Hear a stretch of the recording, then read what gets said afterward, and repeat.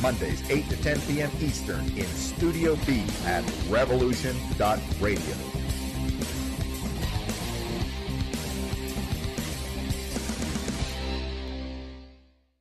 This is the people's war. It is our war. We are the fighters. Fight it then. Fight it with all that is in us. And may God... See how the trouble you've started?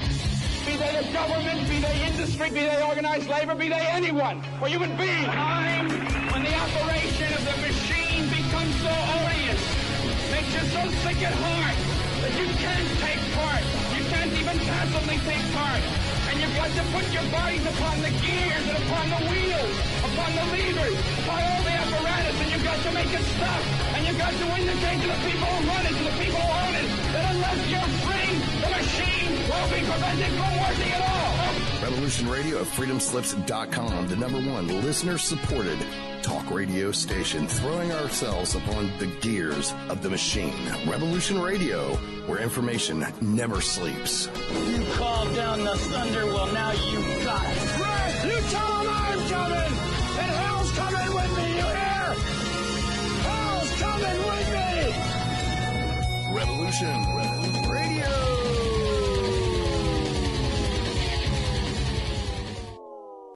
Mini Ice Age Conversations podcast. It's about observing cycles, sharing insights, and solving problems together by combining historical, climate, food, and economic data so you can make informed decisions as we shift into a new era. Here's what was, this is what's coming. Our world is never going back to 2019, so what will the new era look like? And most importantly, what is immediate that will affect the pocketbook and the outlook into next year so we can all get ready? Thank you for joining. I'm your host, David Dubine. And good afternoon, good evening, good morning, wherever you are on this beautiful blue planet. What a difference a week or two makes. I do believe. Rain's just starting. Thunderstorms coming in tonight, so we'll see how she goes. Trying to add in Ransom Godwin from 420 TV Freedomist Films with me. Now, I just wanted to premise this. You can really hear the rain pounding outside now. You know, like sometimes when you go through these months and years, you'll get to a point where something significant is a speed up point. You know, like the Ukraine war was a good example. Like it went from, you know, things trudging along and just trying to barely get out of COVID. And then, you know, a whole year worth of change happened in just less than a week with the whole debacle happening there. Well, I'm telling you right now, we are back at one of these weeks again. You would never know it from the mainstream media, but if you're following the financial news, oh my, and the agricultural news, oh my. So, you know, Ransom, thanks for joining me tonight. I'm going to preface it off right here. Smelters are closing across the planet, which means anything with refined metals is going to not be available from this point forward. Even as of an hour or two before the show, there's an old steel mill, 121 years in operation in Oregon, that's going to be closing right now also. But if you look across Europe, electricity prices are too expensive. So none of these smelters and super heavy amount of power users can continue to move forward. So everyone's stopping. But literally all of them are stopping at the same time. So there's going to be no more ingots, no more rod. And that even is coming from Malaysia. They're going to pull back. And China also is closing all the smelting, all the metals refining. So wherever you look across the planet, everything is stopping. The only place that I still have confirmation that things are running, even New Zealand is closing their smelter. A couple in Australia and a couple in Brazil. But everywhere else on the planet, all metals manufacturing is stopping as of today and the last couple of days. In addition now, the corn crop tours are going around and they're just shocked and baffled. There's been a couple articles about the European crop losses are going to be approaching 50%. And here in America, the corn was downgraded, a 40% loss of American corn based on what this crop tour saw in the first 5 states. And that was what made corn futures surge to 6-week highs just yesterday and the day before. Now we have the railroad strike coming on September 16th. And you know what's interesting about September 16th? That is the date for delivery on the contract for physical delivery of corn at the Chicago Board of Trade. But the arbitration and cool-off period is not going to be any resolution. I already got word it's not going to be resolved. Distant early warning. Railroads are going on strike on the 16th. The exact same day they need the most rail cars that they need during a calendar year pretty much to fill up to take physical delivery of corn. This is why there would be a force majeure call at the Chicago Board of Trade. Now, if that were to happen and they stop trading corn, everything in the New York Stock Exchange needs to stop too. And then we're looking at black screens. And then, And you can't tell me all this is happening the exact same week. Again, you know, we're getting years worth of change in a week, and it's spooky because none of this is really making the mainstream headlines. It's just the research I do brings me to this conclusion. So Ransom, thanks for joining, man. I see you are with me here tonight. I pulled my back out last week so badly I couldn't even sit up, and I couldn't barely lay in bed. I was fixing a fence and ripped my back out. It's still, even to today, it's still like if I just turn the wrong way, bzz, it feels like I get electric shock running up and down my back. So I'm slowly healing, but man, all this stuff inbound, I need to be planting more, not taking it easy with my back, you know? Yeah, that really sucks, man. It seems like this last month, a lot of bad stuff's been happening. I mean, to me too. I mean, the monsoon finally came. I've been waiting for, you know, it's been droughting here, and everybody else around me's been, flooding and all kinds of rescues, people drowning. We didn't get a drop here, and then finally it flooded here, and it's washed out some of the pillars on my porch. It collapsed my office roof, and then I had COVID, and it just goes on and on. But think about that after collapse. I mean, you imagine having your back thrown out when you're the only one to work or produce food for your family. That's kind of a nightmare. And I'm looking right now at an article from Bloomberg. More Americans than ever can't afford to pay their electric bills. So you imagine not having the money to pay for your resources, getting hurt or sick in some way. And, and then you add on top of that environmental factors that may have stifled or stunted your growth of food. Because basically I'm working on a second season. I replanted in August, everything that I planted in early March and April. And now it's just booming. It's growing big, but I don't know if I have enough time before it starts freezing in October to produce any real amounts of food, like substantial amounts. And right now I'm kind of doing it as an experiment to see if I can do it, because that's the goal, is to grow my own food, stop paying the grocery stores for poison. And just the idea of being hurt or messed up, because I was out for 4 days straight with severe back pain and all kinds of stuff that came with the COVID infection my family got. But thankfully now I have natural immunity to that, so I don't have to really worry about that. But just imagine getting hurt, just like you said, pull out your back, and it can just stop you dead in your tracks, or, twist an ankle or break an arm. And if you don't have a bunch of people working for you, like, really rich people or companies, nobody's going to do it but you. So yeah, that's a terrifying thought in the phase that we're going in. And all I see across, headlines is exactly what you're talking about: crop failure, shutting down of things. I have a feeling you're going to see more and more distribution centers like Walmart and things like that catching fire, being destroyed, or maybe peaceful protests might get rid of it. But all the way across the board, that's what I'm seeing, is everything is shutting down. Our administration is shutting down power here. They're in France. They're telling people they can't do this or that. They're about to cut off energy in Spain.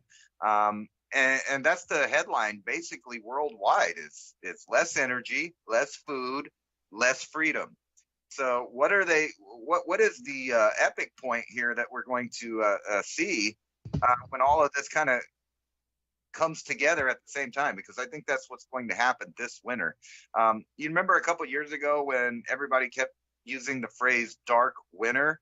Well, I think we're about to actually have something that you could call a dark winter. And what I mean by that is people freezing in the other hemisphere, people, hot because they can't get the electricity to cool them off.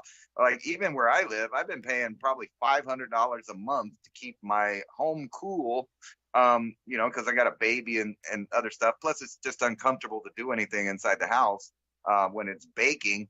But other people are going to have the opposite problem. They're going to have trouble warming their homes. And then you have governments telling them that they're going to have to get used to not having surplus. They're going to have to get used to not being warm, fed. I mean, think about the craziness that the governments are telling people ahead of time that they're about to turn them off and reduce everything about them. Food, energy, freedom. And what happens after that is obviously a reduction in population when more and more people start getting sick from not being able to use the comforts of modern technology.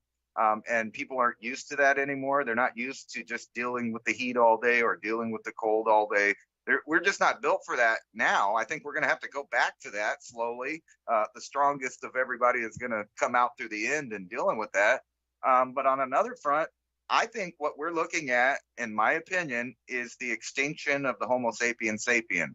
I think they already have plans for a replacement for us. And I'm seeing more and more articles about how they don't actually need people to make people.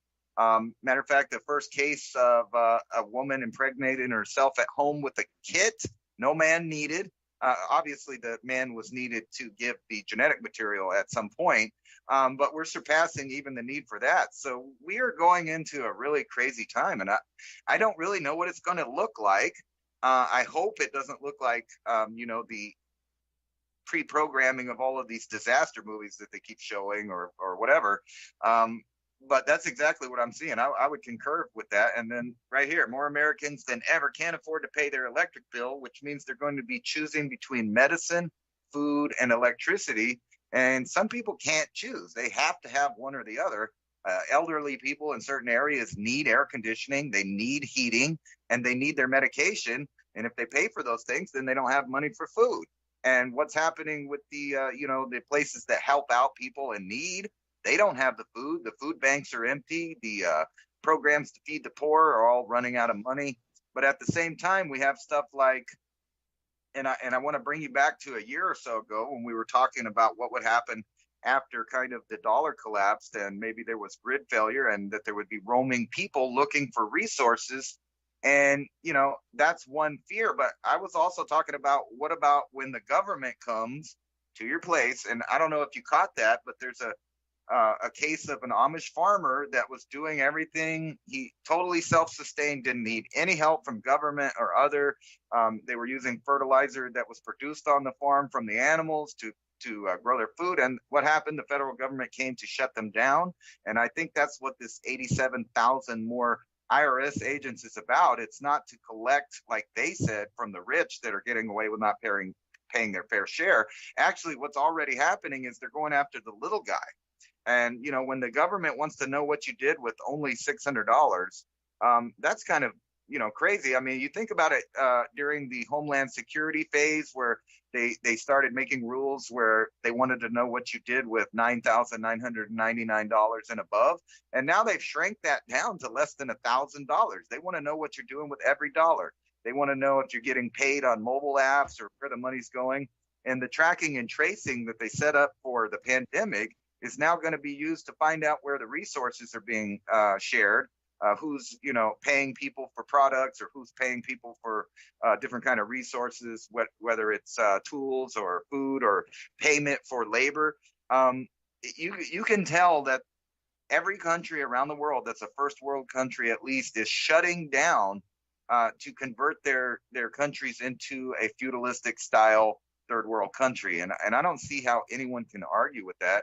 And the rumors of wars are getting bigger and bigger, as you know. I mean, we're sending more billions over to the Ukraine proxy war that we're having.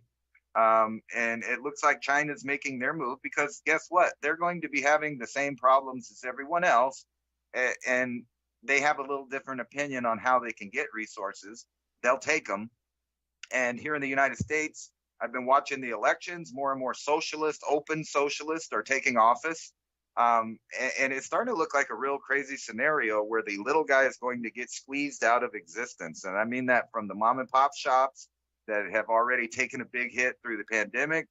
Now they're not going to have vendors to give them products, and we're just going to see more and more of what they're going to call supply chain issues, which is really that they're setting it up where people just can't get it, and then they're shutting off the power so people can't do these things on their own. And if America doesn't wake up and go back to the way we were pre-World War II, and what I mean by that is that we had manufacturing centers everywhere, we're going to disappear off the face of the map as a functioning first world democracy or constitutional republic, and it's going to look something more like a third world country that's completely socialistic. And then now they're giving debt relief to people that borrowed money for school to get degrees that are worthless. Meanwhile, everyone else has to pay for that, even though they didn't borrow it. And basically the same thing's happening with inflation and these other things. They just drain the money out of the middle class and the lower middle class, and they're sending it to the upper echelons of wealth, and the money is just disappearing. When Obama was in office and he said they had plans for the biggest transfer of wealth in history, they weren't joking, and we're in the middle of it right now. It's coming close to the end. It's starting to get ugly. And if you pay attention to the headlines, both sides of the two-party system keep using the term civil war. They haven't been able to do that before, but you start starving people and turning off their electricity, they want to blame someone, and each of the two political parties is telling you to point the finger at the other political party, which kind of is a joke, because we know that both of them, for the most part, usually vote unanimously for bills that take away from Americans and give it to richer people, corporations. They always get, get out of jail free card when they're failing. They get subsidies. They get loans they never have to pay back. And meanwhile, the federal government now has more armed people. And I'm counting like the Department of Education, and you can go down the list. They have more armed policing agencies now to police the people than our own military. Like, the number is getting bigger than the actual people we have to fight wars. So if that's not scaring you or scaring anybody, you should be scared. Things are getting really totalitarian and communistic right here in the U.S. And the bottom line is hunger.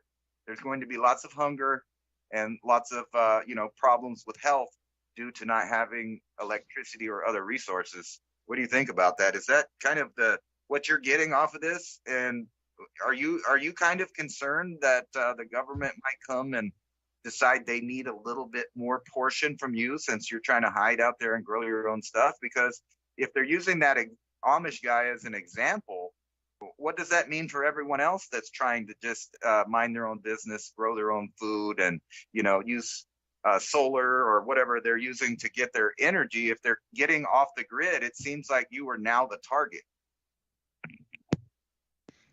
Oh, you're building it up. What a happy Thursday, Ransom. We're sitting on the beach drinking cocktails. What are you talking about? There's no problems in the world. I don't know what planet you're on, man, but I'm on planet Zen on a Thursday night. Yeah, that criminal trying to grow their own food and raise their own cattle.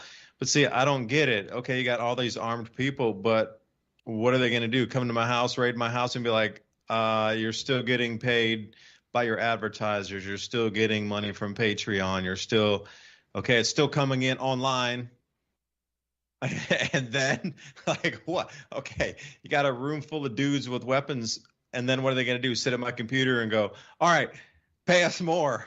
Like, what are you guys talking about? So I don't understand what it is. Are they going to actually go in and, like, steal everything out of your house, like your lights, your computer, and your tables, and go resell it at an auction somewhere and try to get some money that way? Or they're going to actually break in and try to find your little wall safe somewhere that has 15 ounces of silver in it and steal that? Or, the whole armed up thing, really, what's it for? Because, what are they going to go into somebody's house and get? Because you look across, almost everything's digital. So if you have money, yeah, some people do operate in cash.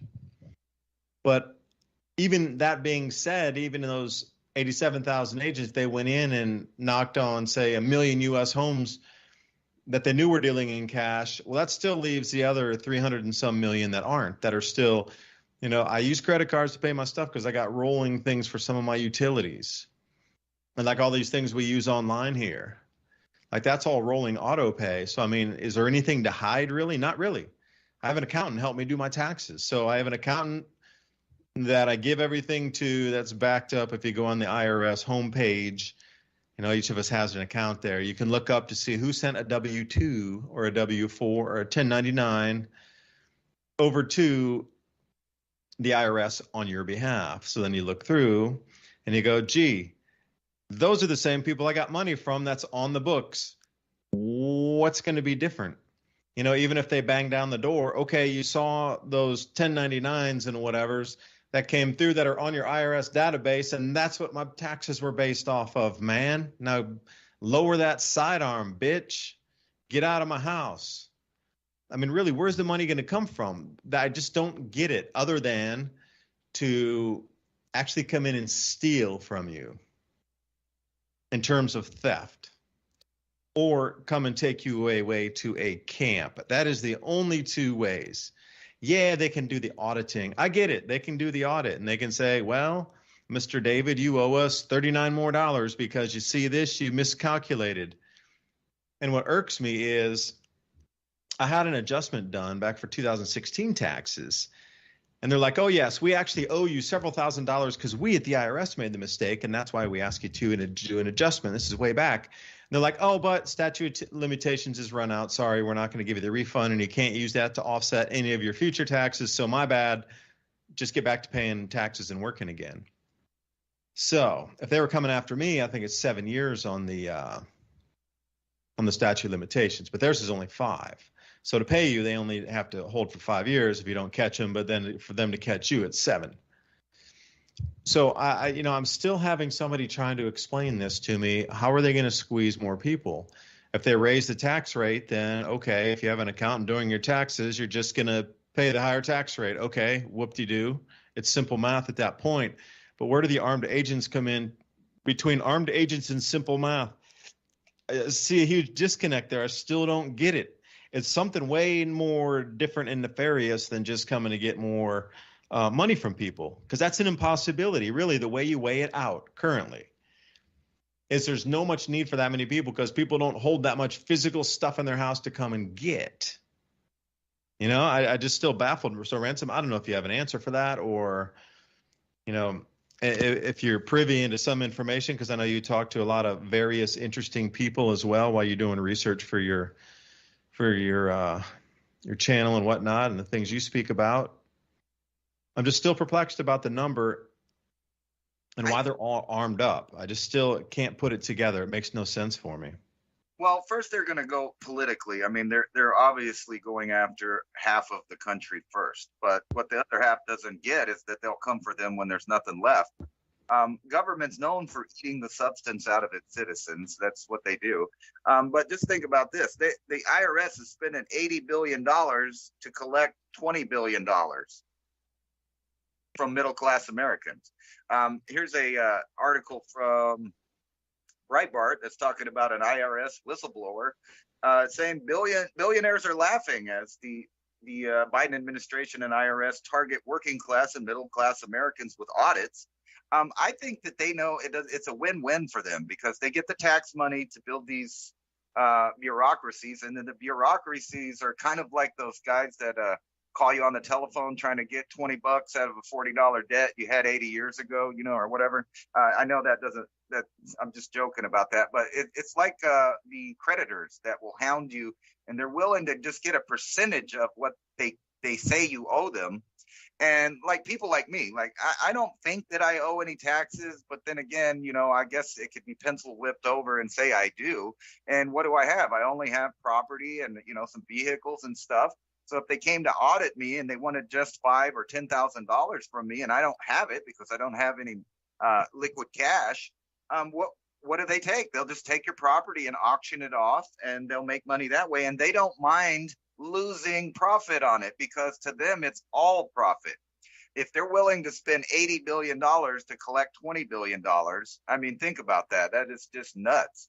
But it seems like they know that we're coming into hard times, and they're just preparing to be set up. And I can go back to an executive order signed by Obama that was really about SARS. And in that, it talked about being able to take people's properties and their vehicles and any money that they had in accounts.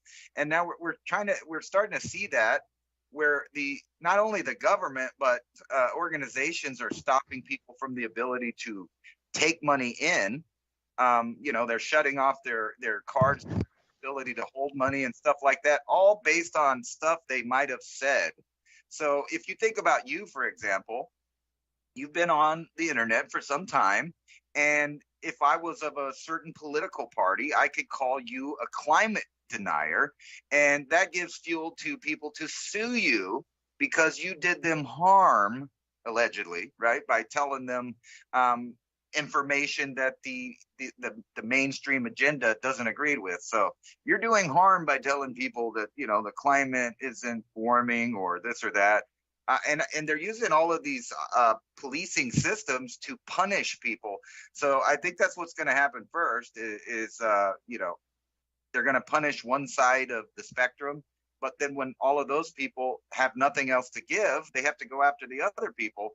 The only problem is most of those are not producers. They don't produce anything. And kind of going back to what I was saying, if we did have any kind of real emergency, where are we going to produce things in the United States? If you look at Detroit and, the auto manufacturing center, they moved that away.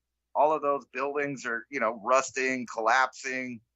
We don't really have a manufacturing center to save America if something happened. If we just started having to produce things, say for war, say we had to start producing massive amounts of stuff for war, we just don't have it. We've destroyed it over time. So what is it that, like the backbone of manufacturing is going to do when there's only really one country in the world right now that is set up for mass manufacturing, and that's China. And we've allowed that to happen. We've not only allowed it to happen, our government seems to have been planning around this for some kind of collapse for some time. And it's starting to become more clear that they've planned this the whole time to shut America down, shut our production down, then shut our energy down, and last but not least, shut down your constitutional rights. They've been doing that slowly, but now it's becoming more evident that they are going to go after people that they know have guns. Recently, I saw a video, I'm sure you might have seen it too, where the alcohol, tobacco, and firearm and FBI agents showed up at a guy's house because he had purchased multiple firearms at one time with no court order, with no warrant or nothing. They just show up at his house, get on his property. There's guys standing around with guns asking him to confirm whether or not. And, myself, I would have told him to F off and come back with a warrant. And then I would have found out what was going to happen then, because I think that there's some semblance of a constitutional republic left. It's just dying.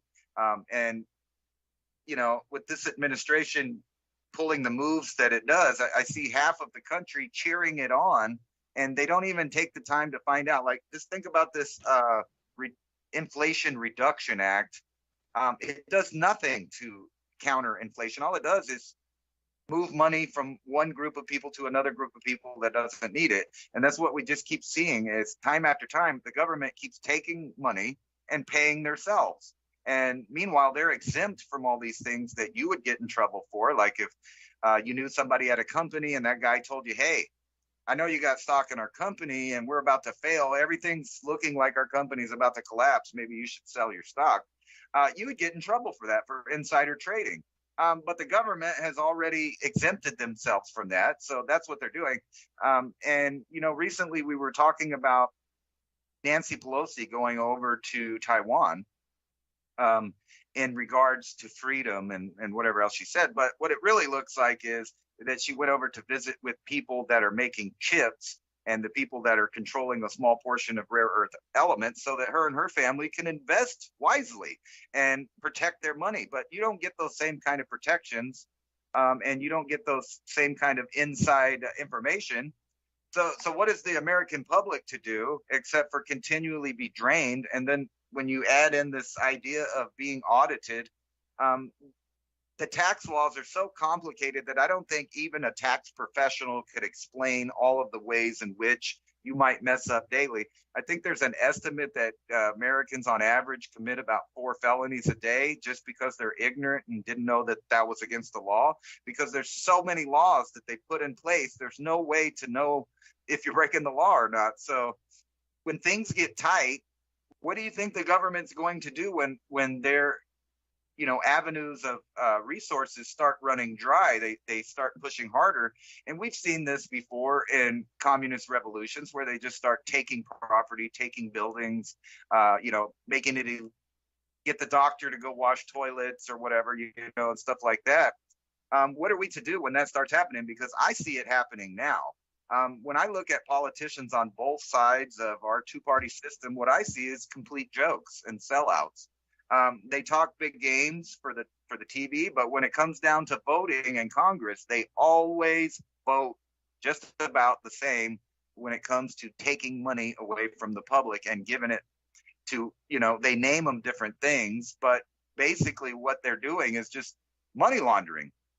They take the money, they say it's for this, and then they give it to something else, like a proxy war over there.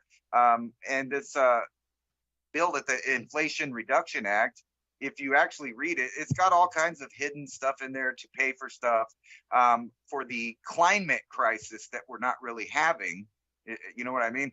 So basically, they just passed the Green New Deal with a different title on it. When you get into that, it's all about shutting down production, finding ways to charge people for their CO2 emissions. And they're really getting their way with this carbon footprint idea that each person owes money just for breathing. It's basically what it boils down to. So where do we go from here? Like if you have a farm and you're trying to grow some animals, they show up and say, hey, you can't use that fertilizer. You can't do that. You're adding nitrogen to the soil. You're producing too much CO2. Guess what? Eat bugs. Eat bugs, because they have a little chart out now that shows, how much carbon is used if you eat pork or beef.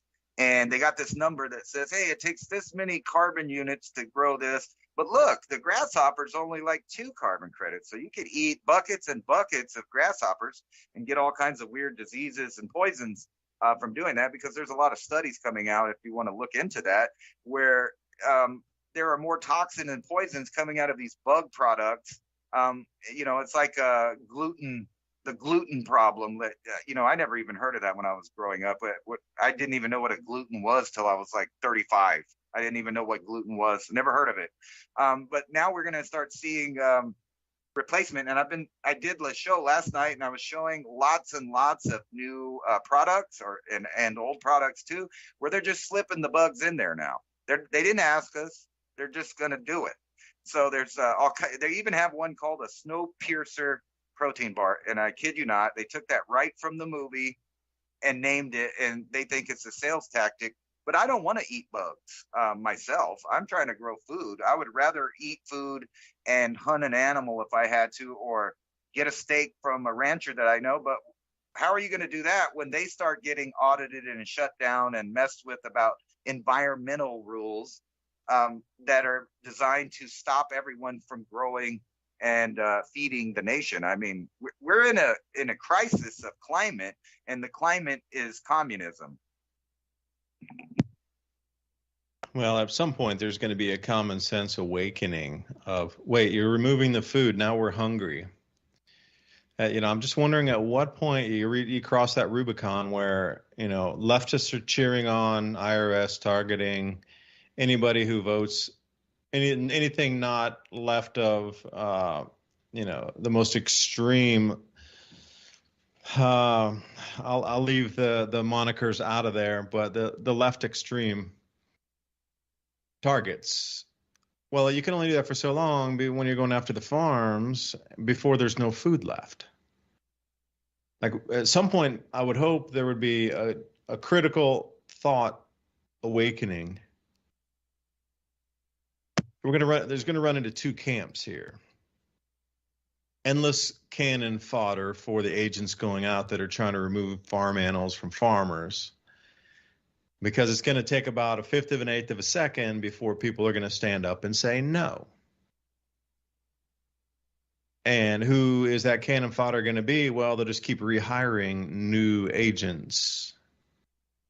Because I keep hearing it again and again. You can look through Twitter or Telegram or Facebook groups or just online chat boards that are into, you know, talking about the raids over with the Amish.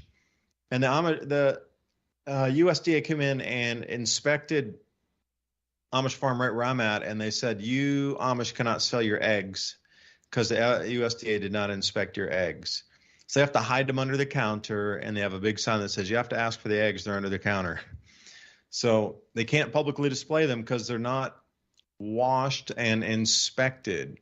Yeah, they clean the poo off to make sure it's clean and a good presentation, but they don't chemical wash it to take all the natural coatings off of there that would generally let a chick stay nice and warm and nestled in, free from contamination for months on end while they're being nested out and birthed. These chemical washes remove all of that. You know, so these eggs that are coming from the Amish are incredibly healthy, and the yolks are just so orange or unbelievable. You do get anything store-bought, crack that baby open and look at them next to each other, you're like, that's a brown fake egg in the supermarket, you know. Since I lived and worked in China, I was really a buff of history over there because their history is so vast, 4,000 years. And I went over to Xi'an in Shenyang, where they have all the pyramids out there in the western part of China, all the way down to Sanxingdui, which was old ancient culture that was around for 1,200 years. And when I say apex of engineering, art, and metallurgy, I'm talking as good as we have today, but they just like poof, disappeared. And you got the whole Tibetan plateau and that whole mystique going up to Lhasa and all these things is all in the west of the country. And it is littered with ancient relic spots, energy places, and tales of giants and lore through the deserts out to Dunhuang. So that's ancient history. The modern history was how quickly after the Japanese, well, let's just step back before the Japanese invasion. The Opium Wars with the British in Hong Kong seem to have set the country off. Now, I can't believe that many people were addicted to heroin and smoking opium that it would have closed down the entire country.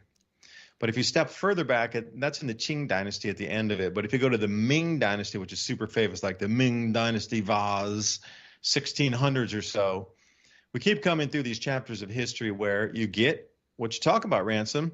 They get the people into a fervor. They get a political mass going out to the point where it destroys all production. And then everybody realizes after the production destroyed, the food production ceases, there's no more trade. Then, we can't eat either. And then the cannibals turn on themselves. So I don't know how long it's going to be before we get there. And if you look at history, there are always pockets that fend off the invaders or the marauders, national, international, foreign, domestic. There's pockets that are always holding out. Now, they hold off the initial barrage, could be 20 years. Society resets itself, in terms of a fourth turning, where you come back into the growth phase again, because we're currently in the destruction or collapse phase. We're going to roll through this for the next 10 years or so. There'll be a capitulation phase or a phase when everybody understands we finally have come to a point where we need to start rebuilding. And the collapse phase, to the point where most people start to realize that we need to start rebuilding, is a 20-year period. After that point, there's a five-year smoothing period where everybody goes, all right, things are getting better finally. We need to restart the society. Things start coalescing again, people working again. There's some production again. Things start the economy again. And as that begins to be the stable, more stable than unstable, at that point, you get into the growth phase where everybody understands game on again. But you got to think that's 25 years from now, or 30 at the longest. But at some point, we're going to pull back out of that phase here, and we'll come back into the growth phase again, where everybody in the world, everybody in the country will understand that, yes, indeed, that phase of whatever we're about to experience is over. And we're going to put it behind us. There's a lot of trauma, death, destruction, whatever form this may take, starvation. I don't know. There's a lot of forms. But it's going to be 20 to 25 years from now before this thing finishes. Now, the reason I say that is because out here in East Tennessee, they always had a problem with the revenuers. And they had problems with people coming on their land to try to run electric cables through back in the 30s when the TVA projects went up. So these outlying communities were definitely able to fend off anybody and everybody for 20 years plus. To like, you're not putting electric on the land, you're not running on the mountains. And these guys would get in firefights all the time with the sheriffs, with the army, with the electric companies. Those guys were always armed, man, all the time, 100%. They would have like running firefights in the mountains with these guys trying to lay electric cables. They bring the army in, and the army doesn't know the lay of the land. And these guys get outgunned because every local up there knew every square inch of every nook and cranny of the forest they grew up in. And these guys were just getting just Swiss cheesed, hundreds and hundreds and hundreds. And there's so many accounts of FBI trying to go up there and do this. Is during, not FBI exactly at that point, but you're talking about sheriff, local police, army, and then the actual electric crews themselves. They were held off for 20 plus years. So Great Depression, and they tried to run the electric lines through there, and they held off. There's areas that were a no-go area for a while, but then after World War II started, that was the change of the era. Then they did put electric in, and there was no real resistance. What the resistance was from is from the revenuers coming up to see what was in everybody's houses that they were running the electric lines along. So then they had all these revenuers running around trying to survey and essay land. And again, the same thing. They just started pinging them off up there, and nobody went up there for decades again. It's up at like Coker Creek and different places further up in the Cherry-Halen National Forest areas over in North Carolina, and all up and down this Smoky Mountain Ridge here. Well-known place. You don't go in there. You don't come back if you go in. This is back then when they were running lines, or the revenuers coming in. But the point being that whatever phase of transition was in, and this was in Sichuan province too, and that's what I was trying to get at, is that during the the Great Leap Forward and the Cultural Revolution in Western China, there were pockets of resistance out there too, where cadres would go in. There'd be like 20 of them go in and like, yes, you do what we say. And then the very first night, they'd all disappear. Not even a scrap of clothing, not a pair of glasses found, nothing. As if they were never there. They were ghosted, literally. This happened, repeatedly again, and then nobody else would go out there after, at the third time. I remember specifically it was the third instance of a group of 20. Then they thought to be all smart, and they would send a group of 30 this time. Well, all 30 of them disappeared. So at that point, the word was out, man, you go up to Sichuan province, you ain't coming back. But again, they bought themselves that time through the Cultural Revolution into the 1980s. At least 15 years of getting wiped out. And that area still has some of the old relics left because they didn't destroy them like those boneheads did all through the rest of the country.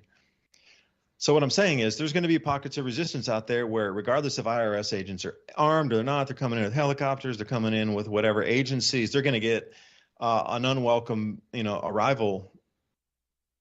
But that's not going to last forever.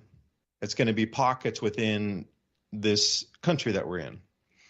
And I can just say that from looking at a history book and seeing how, like, the own experience of what I know in East Tennessee, what went on out here, in the late 20s through the 1940s, just with the TVA projects. And then knowing what happened in China, too. And you think, eventually Sichuan did get steamrolled over and brought in under the communist, fist. And it's 100%, Xi and Mao and all that stuff now. But back then it was not. They were very anti-Mao, but then Deng Xiaoping came in and it softened up and there was a little more commerce and they teased them all with money and everybody let down their guard. But where we sit today, everybody's guard is heightened. So when they start coming for the food, it's going to be the people who are growing the food who are going to be most aware of they're coming for the food.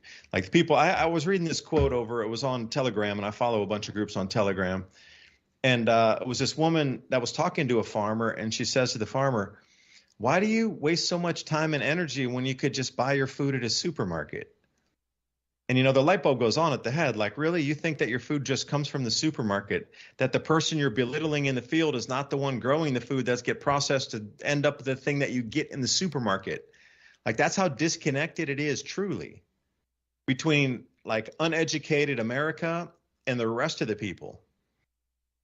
So I would say the pockets of farmers, farm country, those that are in cattle and animal husbandry, along with the grain storage facilities and the silos, you're going to have private armadas of people coming in to protect that, because they're going to realize quickly it'll take about probably two raids on major food installations where it starts making people starve, and confiscation of farm machinery, people's food itself, killing of their flocks or killing of their herds, and it'll send a ripple effect through farming communities. And that news will spread really, like I said, within just a day or less, it will spread. Like, then from that point forward, every place they try to enter will be a battle zone. And see, I can see why they're trying to get armed agents out, because they would literally have to go into thousands of armed agents to take over a small little tiny place that would be a food-bearing area. Problem for them is, you're dealing with people who know every square inch of the land, and they're not going to play fair. And they're going to be like, you are an invader into our territory, regardless if you're another American. You're wearing a different color on your shoulder. You're wearing the red arm badge, man. So whatever goes down with this, it's going to be interesting, because I'm just trying to relate all these chapters in history of what we could possibly expect as this, grab. And see, I don't get it. Are they really just coming for the food? Or are they going to pillage people's houses looking for bars of silver? Or, because they can only take so many houses and land, because they need people out there to work it again.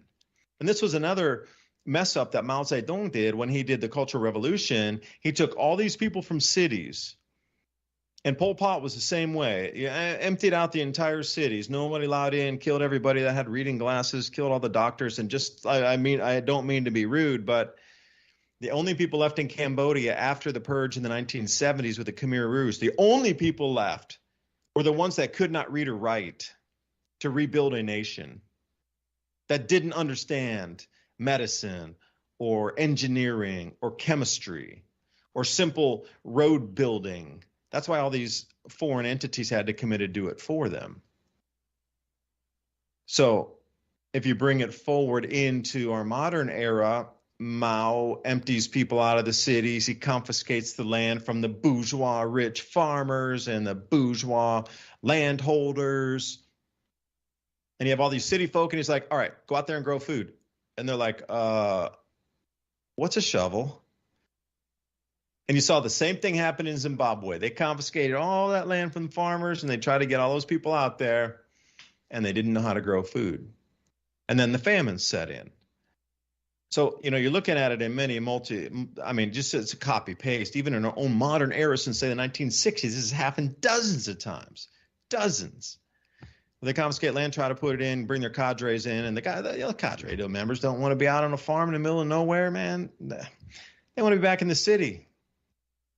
None of them know I got bit by another insect. Oh, man, I got a tick on me. Oh, there's a copperhead over there. Damn, there's more mosquitoes here. Got chiggers, got red bugs. Oh, no. They don't want that. Oh, it's itchy. I got swamp foot because we can't get dry around here. Nobody wants that. So they try to get and move an entire populace out of cities to go take over land that was confiscated. Is not going to work either. So if it goes by anything that's happened around the rest of the planet, it's going to follow the same in the U.S. because they're all following the same playbook that hasn't worked before. So, I'm still trying to put a visible definition on what the reasoning is for all the armed agents, because I am absolutely sure that they will be able to move through the cities unaccosted, and they're going to get big heads. They might try it in some neighborhoods and suburbs of some locales like New York City. Obviously, they'll get away with doing anything they want. Vermont, Oregon, California, they're going to go roughshod over everybody, and whatever happens, happens. But Think about West Virginia, like rural West Virginia. You're going to go shake down a bunch of coal miners in a coal town. They're not coming out of there. They're not. Because you got to think about how rough and how, much blood, sweat, and tear people put in to bring this country forward. And you're going to go try to steal their life away from them. It's just, the loggers, the coal miners, the railroad workers, the dock workers, the shippers, whatever it is. These people take pride in their craft of what they do. And, there's some hardcore states, and you just look back through history and see where the hardest core states were. Like West Virginia was always leave it alone. That is a no-go zone for anybody. It's always been rough in West Virginia. Always has been, always will be. The settlers there you just don't go on anybody's land. It's an unwritten rule. Do not ever go on anybody's land, ever. That's a no-no. But you can see, you could make a short list of states, probably about 15 of them, 20 of them where actual physical stepping on the land would create an altercation. I'll say 15. But then coming at it from the computer end and say, we're going to audit you, okay. And are they going to allow you to go into an office for the audit like they used to do it in the old days? Or are you going to sit on the other side of a Zoom call?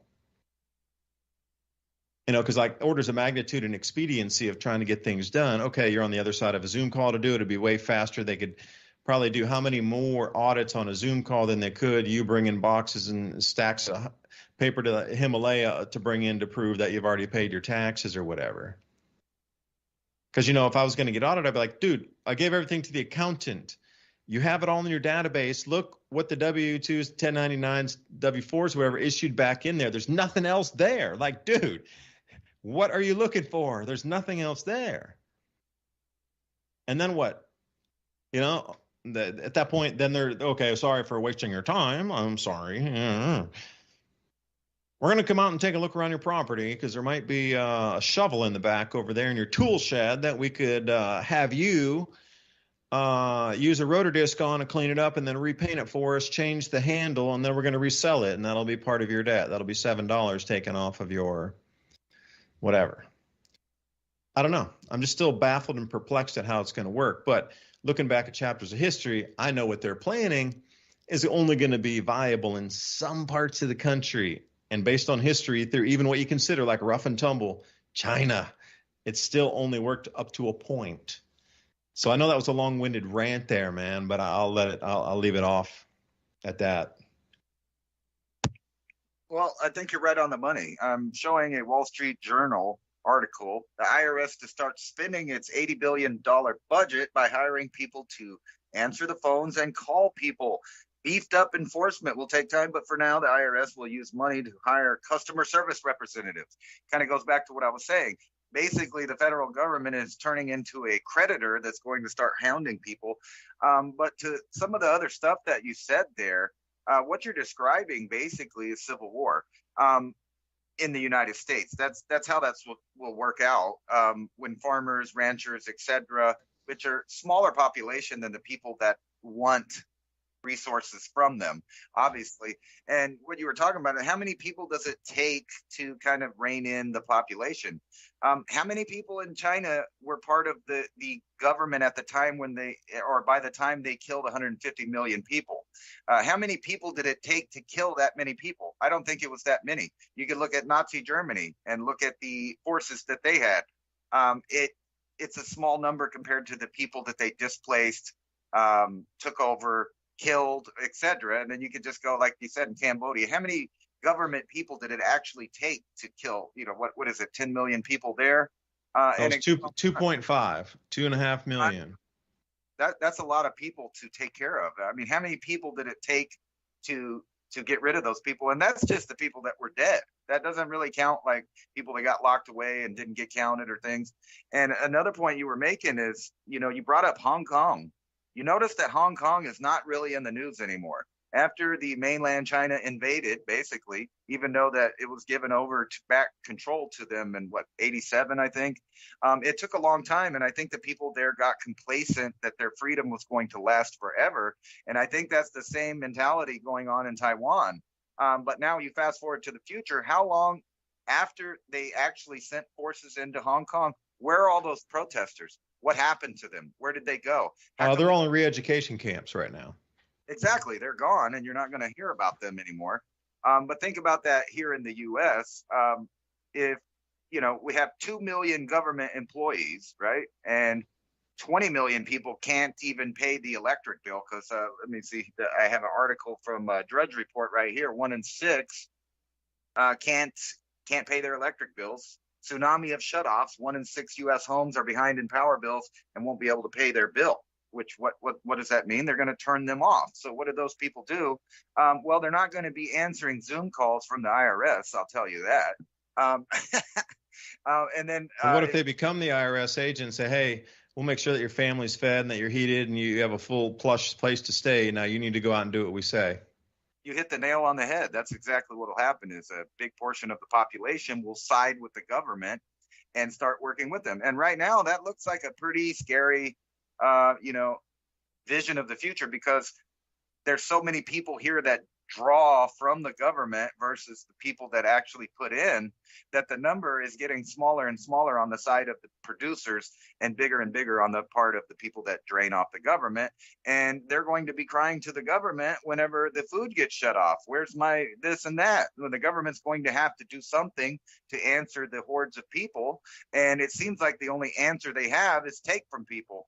And it kind of makes me think of the sheriff of Nottingham. I'm sure that the forces of, were smaller than the amount of people that they were taxing. And that seems to be that way every time. And I kind of wanted to get into that after the break. What is the future for the world when you start looking at where are all these people going to go that don't agree with their government? It's all about who had the best weapons to control the people. It's really what it came down to. Those who were unarmed were overrun. David Devine, Ransom Godwin. We'll be back in a couple minutes here. Please enjoy your break. We're going to continue talking about the kidnapping and human slave trade going off in Asia right now and what's happening. Overlaps right into that. You're listening to Revolution Radio at freedomslips.com, and we'll be right back after this message.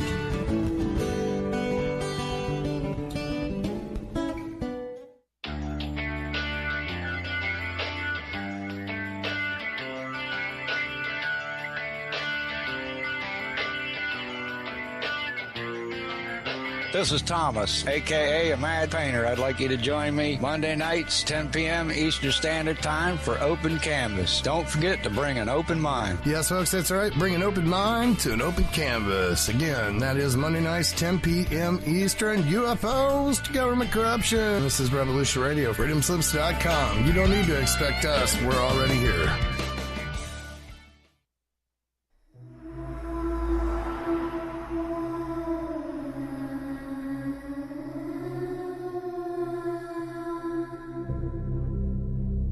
Are you interested in the paranormal, murder mystery, real natural law? Do you enjoy interviews with amazing guests? Then join Crypt Rick every Monday night, 6 p.m. Eastern Standard Time, right here on Revolution Radio. Studio A, freedomslips.com. Crypt Rick's Hybrid Thinking. Welcome to the Crypt.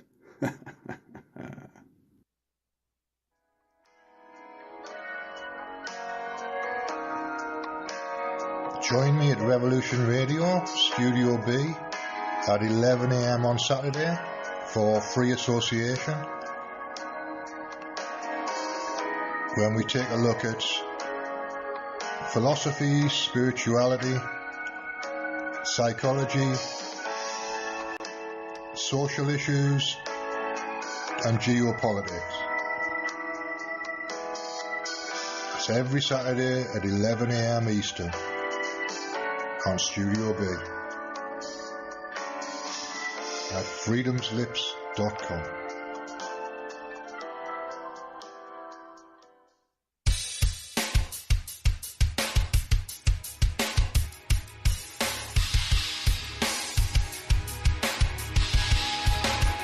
Enter into a world unseen on Raven Star's Witching Hour.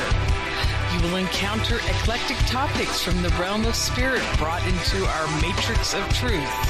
With your host, the Solaris Blue Raven. Solaris will bring you an array of unique guests covering topics from ghostly spirits to amazing anomalies, covert technology, UFOs, and shadowy global events. And that's right here at Revolution Radio, freedomslips.com, Saturdays, midnight till 2 a.m. Eastern Time. Revolution Radio, where information never sleeps. Let the magic rise.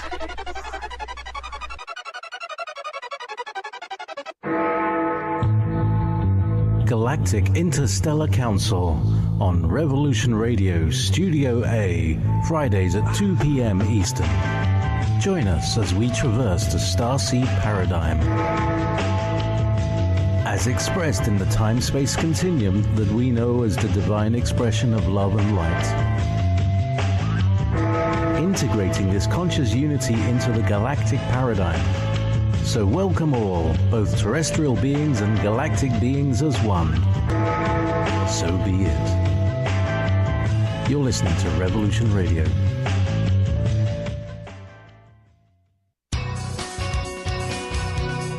Thank you for listening to Revolution Radio at freedomslips.com. Any commercial advertising you may hear in this program is of the sole discretion and benefit of the host of whose program you are listening to. Revolution Radio does not endorse any commercial products, nor does it accept monetary compensation for on-air advertising of commercial products, nor will it ever. We are and shall remain 100% listener supported. Any product advertising on this program are considered used at higher risk, and Revolution Radio shall not be held liable for any claims or damages received from any product advertised within this program. Revolution Radio, where information never sleeps.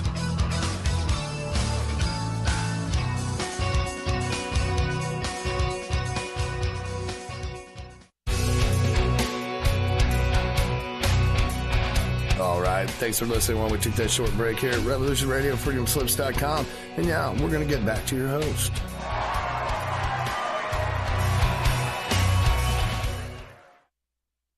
And welcome back for the second hour of Mini Ice Age Conversations. I'm David Dubine, right along here with Ransom Godwin. I'd like to try to connect two what would seem to be unconnected dots, but they do connect energetically. And what I'm going to talk about here would definitely not pass the censors on YouTube. So if you consider free speech something valuable, consider a donation to keep Revolution Radio on Studio A and B. Donation, freedomslips.com, right on the tab at the top. Keep the production costs and this type of free venue moving, because before we went on the break, was talking about, you know, how would people behave and how do you get a society to kill off the other half of the society, or to enslave them? Perhaps not even kill them, but to enslave them, put them in intern camps, re-education camps, and that you're so correct with your ideology that you are willing to sacrifice other people, literally sacrifice them in terms of mental state, because you put somebody in a re-education camp for 10 years, they're not coming out the same person, you know what I mean? And most of them would have died or out of pure torture by that point anyway. So by putting people in there, you already know what's going to happen. It's not like it's a secret. Like, oh, I didn't know that was going to happen. Sorry, Bob. Didn't mean to do that to you. I just didn't like the way you talked about the global warming thing, man, even though you had all those solar data charts going back 2,000 years that show that it's a natural cycle. My bad. I thought it was CO2, man. 20 years later, dude's not functional as a vegetable, you know? But with this, how did they get people across the planet during different chapters of history to go after their own people to purge literally half of them? And what's happening today in Southeast Asia, perfect example. So I'm going to try to answer Ransom's question, you know, that we were dialoguing about. If people are with their back against the wall and they have no other choice, they're going to make a choice. And whatever it is to get them out of that duress situation back into some sort of comfort is the direction they're going to go. Like morals get bent, and the thinking of convincing yourself that what you're about to do is somehow morally correct is going to get skewed like a kaleidoscope as you wander through this good and evil battle within your mind of common sense or maniacal. So what's happening, if you haven't been aware, in addition to Hong Kong, what's going on in Southeast Asia is something that I'm still trying to wrap my head around. It's been like 3 days since I'm getting a lot of this information and getting it more explained to me. So the economy of pretty much everywhere in Southeast Asia has collapsed to the point where kidnapping is now very common in Thailand. Now, for me and you, Thailand, it's all sitting on the beach, riding an elephant, cruising in Chiang Mai, grabbing some motorbikes, visiting some hill tribes, whatever. It's cool.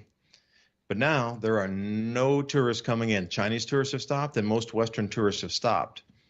There's only 1 out of every 20 hotels that's still open in that country. Restaurants are closed, shopping malls are closed, everything's closed. So there's just no business. So it's stepping. What we understand in Southeast Asia, like tourist destinations, Myanmar, some kind of like Cambodia, Vietnam, that sort of thing, is stepping back into 1985 economy again, like instantly. So kidnappings have become a thing. So it's very widely known, it's incredible dangerous to go as another Asian into these areas because they're catching them and putting them into what would be considered fraud database computer centers and making them work to try to defraud people of money to buy their way out of freedom, to get it back. And it sounds like really weird. And I was like, nah, really? Okay. Well, in Sihanoukville in Cambodia, apparently they built all these what could be 5-star hotels with gambling money from the Chinese. But since the economy has collapsed and there's no way to make money any longer, what they're doing is they're capturing people, literally capturing people, kidnapping them and putting them into what was these formerly 5-star facade hotels with big, huge walls, electric wiring around it, guard dogs, electric, wiring, what I'm saying, electric razor wire and all these kind of things to keep them in there. And they have to defraud people a certain amount of money each day, or they get hit with like cattle prods and beaten in front of everybody. No, right now, like somebody who went on a holiday from Korea or Taiwan or whatever was there and got kidnapped, and now they're in a data center. They wake up 8, 12, 15, 20 hours a day just writing people those crazy messages Nigerians used to write you. Like, dear friend, my friend left me $12 million. I need help to get it out. Would you please help? That kind of stuff all day long until they defraud enough people to get them buy their way to freedom. Now so this has been going on. It's kind of like a modern Squid Game, because people know that it's bad enough where they are in their own countries. These offers come out and, they say, hey, come down to Cambodia and work $2,000 a month. And you're going to be something with a hotel, doing something with construction, this, that, and the other. There's a lot of different ways to help us with the computer programming thing. We're doing gaming, whatever. When they get there, and they'll just drive them straight into one of these compound facilities directly from the airport, thinking they were going to, like not a resort, but they were going to downtown to get settled in to start the new job. And they were just driven directly from the airport and end up in the work center like instantly. And there was a crazy report that came out that there was a film crew that was hired. Again, these are all fraudsters. What their deal is they need to either two things: defraud you of money or convince you to come down to the country for some job offer or some sort of opportunity, and then have somebody kidnap you to pay, because then they get money for them and then they can buy their own way out. Because if they get a certain number of people to come down that they can kidnap in lieu of them, so if they can lure 5 or 6 other people down to get kidnapped, either from the airport or within the city, then they get to go free. So it's a two-pronged approach here. So think about how twisted that is, and that is in real life happening right now. And one of the extreme cases was somebody had written to a film crew and said, hey, man, we're doing this like special on Cambodia, and you guys are a film crew, bring all your crew, your equipment, you can stay at the hotel, you get with our producers, and we go out and we'll run drones, and we need to do a whole bunch of stuff for this documentary on travel in Cambodia. So the whole film crew went, and of course they got this big minivan and it picked them up at the airport, and the same thing happened. It drove them directly into that center, and they kidnapped all these high-level people. Well, it's starting to get to the point of being a little ridiculous now. where they're just grabbing people on the streets. Van will drive up and, whoosh, they just grab somebody on the street in broad daylight, and then they're put into one of these working like prison defrauding centers. And it's so bizarre to think that something like this would happen. But here's the kicker, and this is how I wanted to relate it to kind of an unconnected dot somewhere. Some people get off on this where instead of buying their freedom, they're making way more money than they would at home of getting people. They're so good at tricking people to come down to the country that that's what they do. They lure people down there so they will be kidnapped because they're making money. Now, you got to think about that for a second. The logic that goes into that is, I know every email I send out, I'm trying to get somebody down here to get kidnapped and put into the work center. Like, that's a modern slave trader. And how do they put that into their context of right and wrong? That's demonic is what it is. Like a modern slave trader, and that's your job, and you say, hey, it's better than it was at home, man. And look how well I'm being taken care of. And look how much more money. If these people are, and they try to rationalize, like if those people are so stupid to fall for this thing that they can make $2,000 in Cambodia a month when in their home country they can make like $400 or $300 a month, then they're idiots for coming down here. They shouldn't believe the lie. But then there's all other people like Squid Game kind that are like, oh, it's a little exciting. I know it's dangerous. It's probably fake, but still nothing better going to do than I'm here because it's got to be better than here. And they go anyway. So that whole slave trader concept right now, where people are modern slave traders to get others kidnapped by false premise here, that's and they ration. Okay. But then you swing it back over into any chapter of XYZ in history. Like, what is it with the rationale that happened with the Nazis, where people came over and said, yeah, you know what? I think I'll help you put people on the trains, man. Like, what kind of rationale really moves in that direction? And it doesn't matter whatever, if it was a Jewish thing or not, but people got put on trains and rounded up and executed all through the war, everywhere, all the places. It wasn't just exclusively that little area that was it. There's time after time, prisoners of war get stuck on trains, and then they end up out in the middle of a field machine gunned down. I mean, when you put people on trains in boxcars and strip them to almost nothing, that you're sending them to their death. Like, how do you rationalize that to anywhere? So what happens when the American people come down and 1 out of 6 can't pay their electric bill? And they're like, it can't get any worse. I got suicide as my choice, or I got to do anything to make money. And I don't care what it is, including being a human slave trader. Like, those are the two choices that they're going to be left with. Now think about that. Put it in the psyche of the average person that's going to be trying to deal with this. And how are they going to rationalize it? Well, they're going to have to turn off part of themselves completely off, where they don't even have feelings, that they've disassociated themselves with the former self and they become a new entity within their same physical meat suit.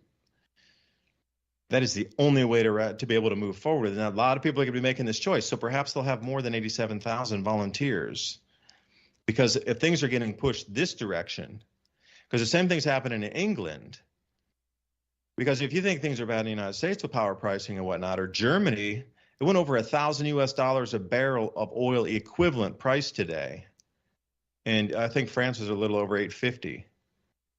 So the price of their electricity would be something like 20 or 30 times what ours is here in the U.S. I'll be conservative and say 20x what ours is. No companies can run. People can't afford to heat their houses or eat this winter. They're going to community warming centers so you don't freeze to death in your house. And you're going to be limited to going in a certain number of hours per day because it'll be clogged all the time. These are the choices people are going to be left with. So Ransom, I totally agree with you that, man, these people that can't afford their life in the U.S. are going to decide, okay, maybe they're leftist. They're already pushing this bad position. They can't afford anything in life. So their choice is suicide or become an enforcer, pure and simple. Because through history, I've never not once seen it in a chapter of history where the enforcer class was not there. No matter about how bad the policies, how twisted, whatever was going on, including the dudes firing machine guns with people against the walls there. They're still getting a paycheck, and they're going, and the next day put up another whole bunch of people on the wall, and hey, man, I'm getting paid, my family's fed, that's all good. There's an enforcer class. There's never been once in history it hasn't happened. Just like these idiots saying the volcanic eruption that went to the mesosphere blew 2.5 times the amount of debris and ash and water vapor into the atmosphere as Pinatubo did. And these idiots are putting out that ever once in history in the last 2 million years, as far as we know, this would be the only one time ever in history that it would have warmed the planet. Well, it's the same thing. Just do it on the inverse. If this time it didn't happen, it would be the only time in human history in every chapter of everything where there was not an enforcer class that would do anything that the regime said, ever.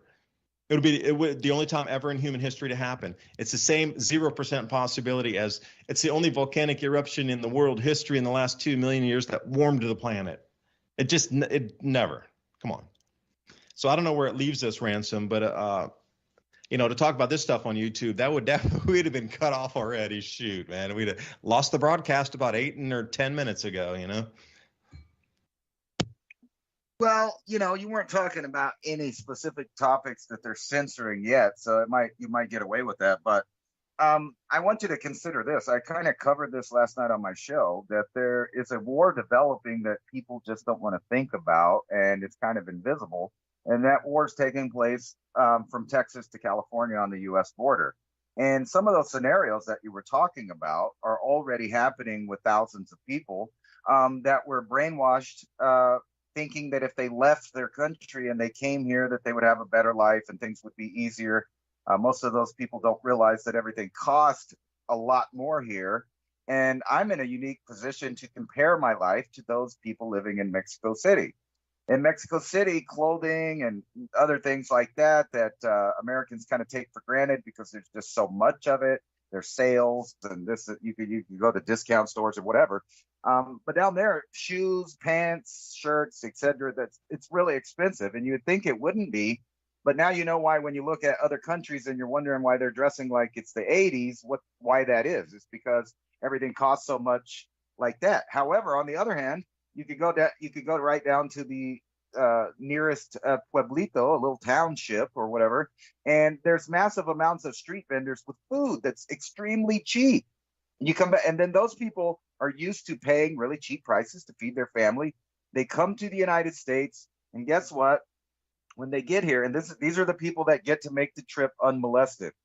They get here, then they find out that rent's expensive, electricity's expensive, the food's skyrocketing, and the little amount of money that they thought they were making extra compared to where they lived just isn't panning out like they thought, and they end up living in ghettos just like where they came from. Now, for the other unlucky people, and this is something that's a reality that's happening on a daily basis, as some people from those third world countries have a little bit of wealth, and they take that wealth and they pay somebody thinking that they're going to get like the good trip, and they got the inside connection on smuggling, human smuggling, and they pay them a bunch of money and they get on a trip and they treat them nice, and they let them play video games and watch TV at stash houses, then they give them a ride. But by the time they make it to the United States, they have already decided which of these people is worth a dollar amount again. So they kidnap them or leave them locked in a trailer, and they want more money. Even though they paid out thousands of dollars for the trip, they want thousands and thousands more. And if they don't pay it, well, those people just never get to their destination. Or you hear a headline on the news about 30 people stuck in a truck where they just abandoned them for no reason. Well, the reason is because some of the people on that truck were supposed to pay out money, or their family was supposed to pay out money to the cartels. And so we already have this system going on. Now, to skip to the U.S. and maybe Europe as well, here's an article from the Telegraph that is talking about COVID-style bailouts for energy bills considered by government, warned of civil unrest, that people are going to start to have civil unrest when things are getting cut off. And you just go through the headlines. Like I mentioned before, 1 in 6 U.S. homes are behind on the power. You go over to Germany and France, and their stuff is skyrocketing over there.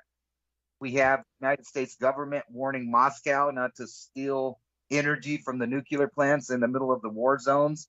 And you could just go on. And what the key component is to all of these is that energy is about to be cut off. So they're already tightening the screws. And if you don't think that, people will side for one side or another, regardless of their moral ideas, you're wrong. And just like you were talking about, there was a mentality at one time in Germany, and I don't remember what the interview was, but it was from a German military officer, and he was talking about being there at the time, and he was talking about the fear level was so skyrocketed that every normal German citizen that didn't even have the views as the Workers' Party were scared to death that their fellow Germans were going to turn on them. And he said, basically, you were left with a decision to be the guy to put people on the train or be the guy getting on the train. And having that decision, a lot of people will think for themselves, obviously, like you were saying. They're thinking, it could be worse. At least things are working out for me, and they'll start looking the other way. And we already see this in the U.S., where you have a big class of people that feel like they're owed something from other people, and they have a fictional idea of who is rich and who's not rich. And the whole idea that people owe them something because their ancestors may or may not have been wronged by someone else's ancestors. And if you think about how complex a thought that is, it's basically saying that you owe for your ancestors. So in a sense, they're saying that a human being is responsible for their father's sins or debts.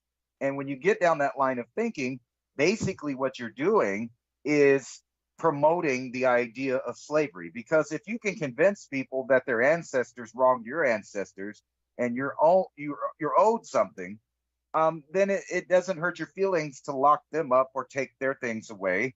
And basically, that's exactly what that idea brings. Even the idea of reparations and all these things is really the idea of promoting slavery, because no man is responsible for their ancestors. We didn't even live then. We weren't around to tell them that's wrong or that's right or don't do that or that's a bad idea, because we didn't even exist. But now we come to this time, and you have a large portion of the population that feels like the other half of the population owes them something, or that they're getting unfairly treated in somehow. And they never think about the fact that they're not producing anything themselves. So they look to the producers. As Ronald Reagan said famously one time in America, and he was saying this at Gary Goldwater or Barry Goldwater or whatever. He was saying that at one of his rallies, and he was saying, in America today, you can't have a fat man stand next to a skinny man without everybody assuming that the fat man stole from the skinny man to get fat. And that's the kind of idea that they use to promote these revolutions where people feel like they're owed something. So they get all hyped up into that. Their moralities get warped. And then you bring us to today, where very few people in the U.S. own their own farm and actually produce for themselves that aren't tied to a major corporation. So those people are looked at like, they owe other people stuff. Look at them. Why are they over there with all that food and the tractor and the nice truck and the house? And they don't realize that a lot of these people are completely in debt. They're barely above water. They're they have to pay all these expenses to keep that farm going. And if they're not getting subsidies from the government to either not farm or to buy their stuff, then what happens to them? They're basically poor people that have some land. And I was talking about this last night, that there is no difference between me living in a first world country and someone that, like, say, that lives in Africa in a mud hut, or somebody in the Amazon forest with one of those, those wood houses they make with the straw. I'm living just like they are. They have to go out and get food daily from the forest around them or the environment around them. Here, if you don't have a lot of money, or you're not growing your own food, you would have to go out daily to the convenience stores, to the grocery stores, etc., to get your food. But if there's no food going to those and the electricity gets shut off, guess what? Your house is basically a mud hut. The only thing separating us from them is the idea that we are better or have some kind of wealth, or that we're more technological in these ideas. But when you turn off the power, we're exactly like them. And even, let's say we're talking about someone in an upper middle class, and you look at them and they have, a $250,000 home or more expensive, and it's a nice house, and they got 2 nice cars in the driveway. Odds are they don't own either one of those cars. They have a mortgage on that house. So whenever the money stops, and they don't have any money, actually. And that's been happening to a lot of people I know. They actually have land and a little bit of resources on the land, but they don't actually have money. So when it comes down to the money's worth nothing, and then they can't pay their taxes, then these 87,000, new officers will use the local police and the local sheriffs to come take your home or take your property away. And if it's not the government doing that, then you'll have hordes of people that feel like that they should be able to take what you have. And we're already seeing that in the U.S. Crime is skyrocketing everywhere. People are getting knocked out, mugged right on the street in broad daylight, from coast to coast. Most of these are in leftist-run areas, but it's spreading because the idea of it being okay is spreading, and a new culture is forming of take rather than make. So we're getting back to the same basic age as hunter-gatherers, except for now it's the farmer versus the gatherer or thiever, or they thieve. They'll take it. And we're also seeing this in Mexico too, because that's what's going on. Basically, is hundreds of thousands of people are entering the U.S. every day, and thousands of people are dying along the border, and it's not making the news. I live right here, and I know for a fact that 15 people were massacred the other day by a cartel in Juarez, which is right across the border from El Paso, but it wasn't on the El Paso news. It wasn't on the New Mexico news. They didn't play it. They don't want people to know that the area is being destabilized from one end to the other. And that's not even talking about all of the people I talked about earlier that come here thinking that they're going to make more money and live a better life. And when they get here, they start buying phones and they get Americanized. And the next thing they know, they live in a ghetto that is worse or as bad as where they came from. And, how does that work out in the long run? Well, people are going to start starving. They're going to start being murdered. People are going to start taking things from each other, even poor people stealing each other's stuff. I saw an article the other day and a video that was there where a vendor that cooks tacos in, I think it was San Diego, he started deciding that, there's a lot of people that had less than him, even though he's a migrant and he barely has like a little roach coach thing. He's making tacos.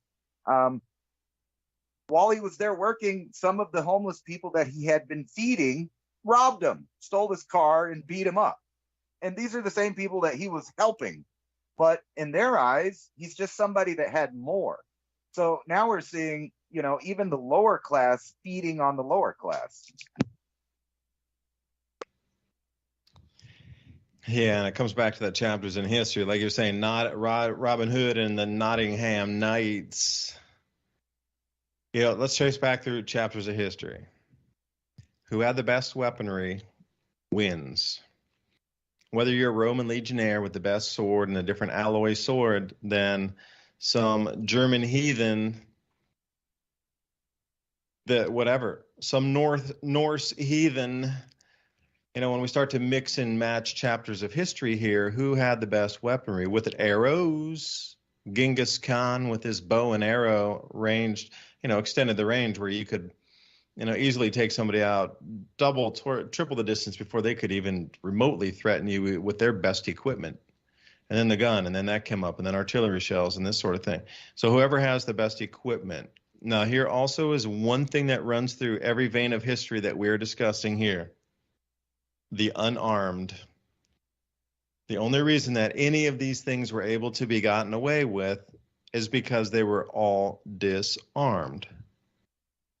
And whether you talk about Germany, Hitler confiscated those guns. Pol Pot confiscated all the weapons too. Mao, after World War II, after they fought the Japanese, all the weapons were confiscated. There was nothing to fight back during the Cultural Revolution because all the guns were gone.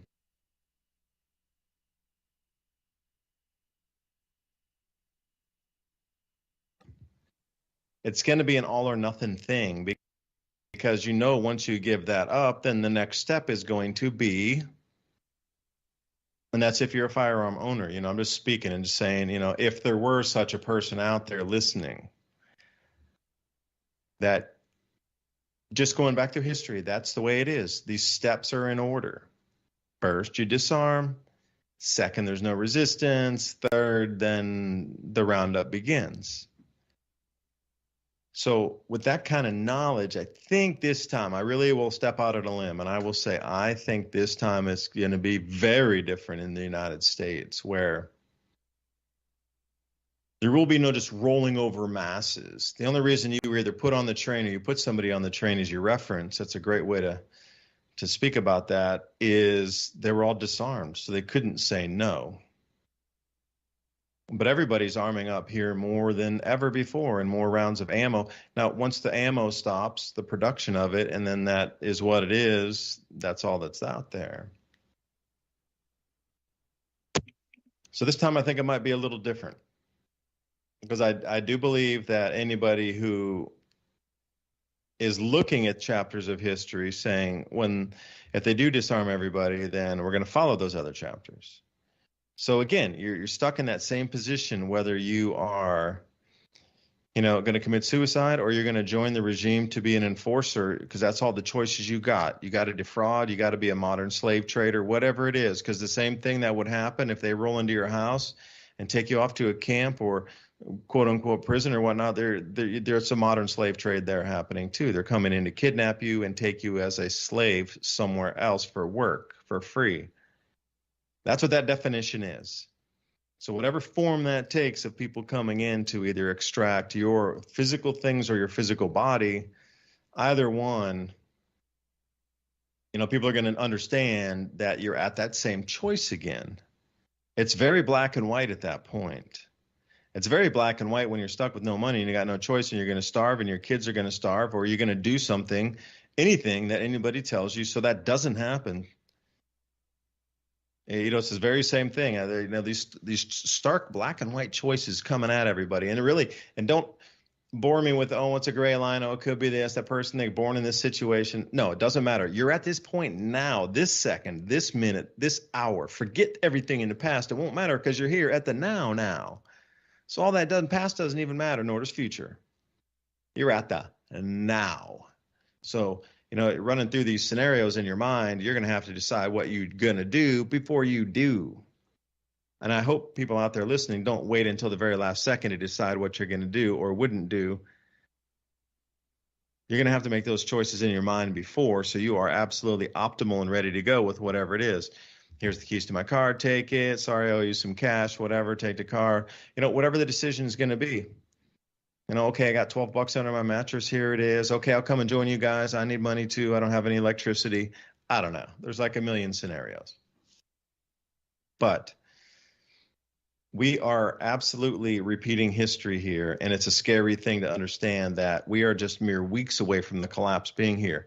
I was looking at this article, and Ransom, I know you know this website here, the Wolf Street, wolfstreet.com. Got some great charts on this site, by the way, if anybody's interested in this one, and they break it down by all these industries, and I'm always looking at the energy and the agriculture. So here's the headline: housing bubble getting ready to pop. The big boys leave, waiting for reset. I see this across everywhere, and I have a few fingers into some good contacts through my last years with the Adapt 2030 channel. I don't burn sources. I will burn myself before I burn a source. That's how you get to the trust level where people want to give you good, solid information. So anyway, my whole level and bevy of info is telling me it's coming next month. And then I'm seeing articles like this that are a little bit off the mainstream, like Zero Hedge is also. They have really good writers that dig into these kind of periphery subjects that are periphery now that are going to be mainstream, like center of the news cycle in weeks or months from now.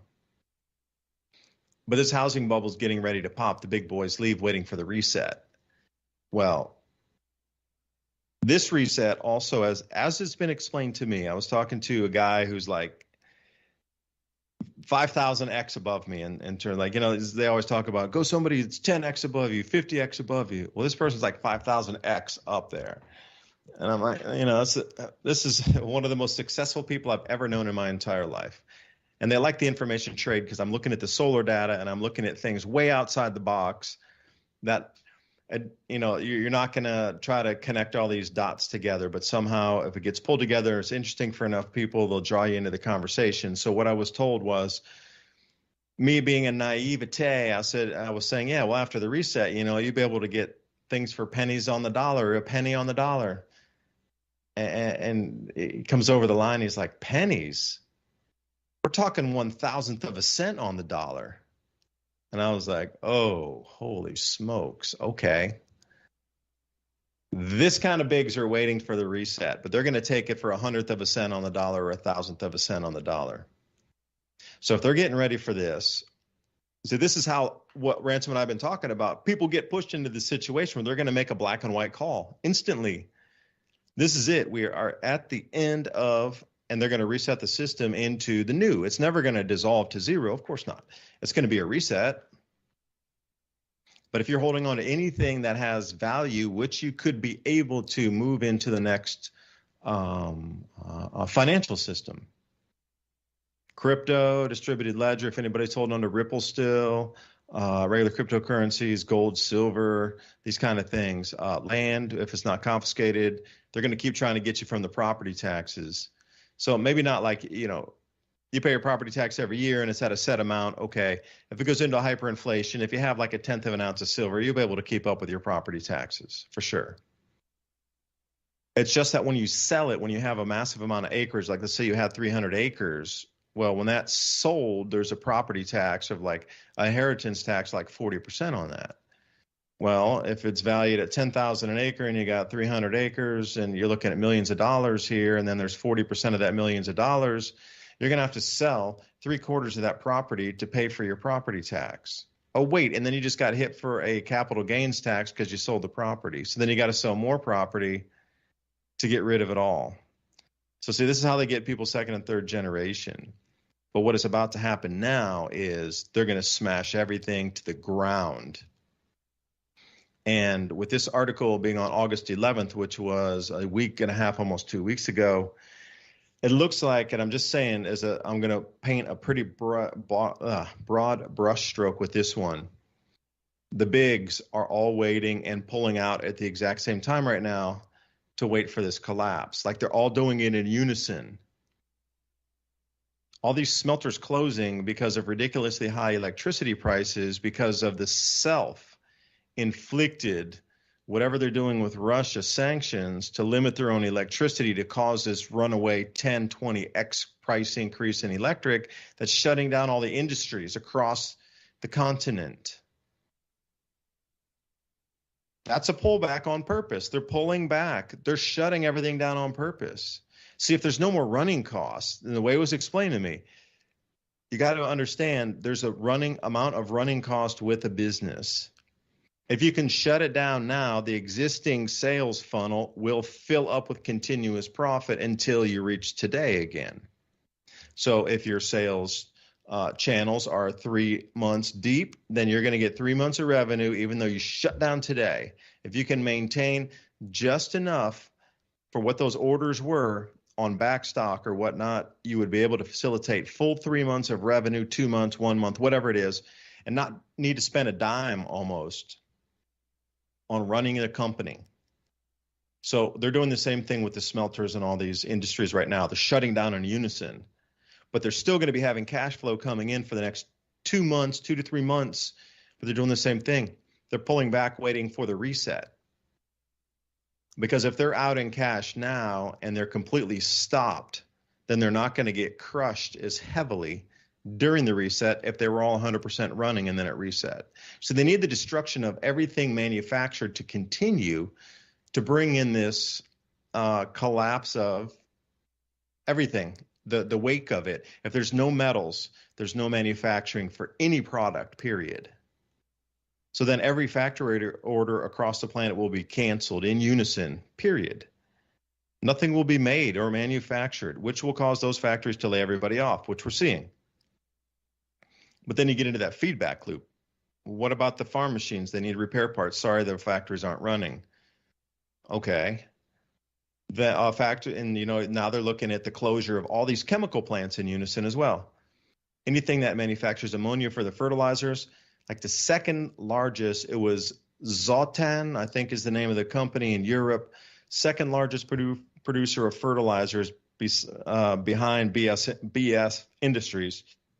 Bravo Foxtrot Industries, BF Industries, is shutting down completely because the electricity prices are too high. So we got all the fertilizer for next year shutting down completely, and the ammonia to produce that. All the smelters from aluminum to zinc to copper, all shutting down in unison. All the airlines are shutting down. They're trying to limit now flights and arrival to Heathrow Airport to 10,000 per day, period. That's it. That was one of the world's busiest airports, and they want to limit it to 10,000 per day now. And they were trying to limit also to like 100,000 arrivals, but that kind of airlines overrode that for a minute. Railroads are going to be shutting down, it looks like, with the strike coming up here in America on the 16th of September, and it goes runaway from here.